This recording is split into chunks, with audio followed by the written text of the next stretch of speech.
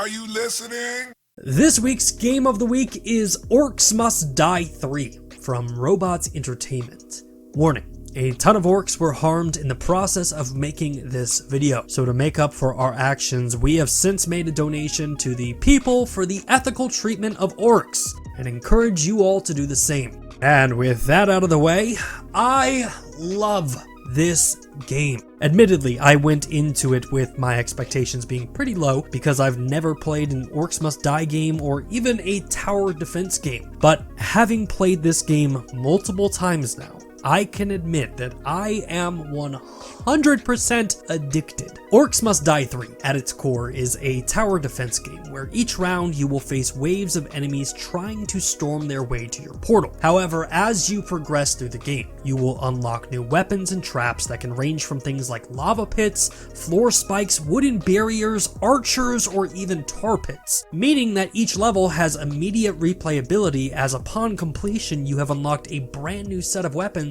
that can lead to a new experience. And probably my favorite part of this game was the actual in-game combat. Unlike other tower defense games that I've seen in the past, Orcs Must Die 3 allows you to jump down into the thick of the battle and fight off the hordes of orc with your sword or your bow and arrow. And the bow and arrow mechanics in this game are perfect. Like, I felt like Legolas just picking off orcs from a distance. And if that's not the type of game you want, don't worry. You don't have to use a sword or a bow. You can unlock other things like a staff or a hammer. There's so much customability inside of this game. Now, I personally played Orcs Must Die 3 by myself, but the game does feature multiplayer, which allows you to team up with friends and experience a completely different type of game. Because while playing solo, orcs might be coming from you from multiple directions, which is nothing that you can't handle. But with other players, there is definitely some benefit to having a player assigned to a certain section of the map. And trust me,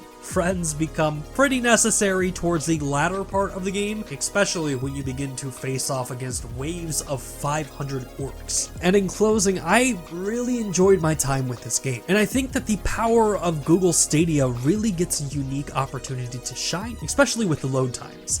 Think about it. Each round has various waves of enemies, multiple weapons, and multiple traps to render, and the load time is nearly zero. In fact, while the game does have load screens, I found myself sitting at them for longer than necessary because I was unaware that the game had already completed loading. I'm so used to waiting multiple minutes at load screens that the idea of it being done in seconds is genuinely kind of crazy to wrap my head around. So, for its extremely fun gameplay, massive replayability, and, well, for allowing me to channel my inner Legolas, Orcs Must Die 3 is this week's Game of the Week. Thanks again for checking out our channel. If you like what you saw and you want to see more content just like it, definitely subscribe and check out all of our other videos.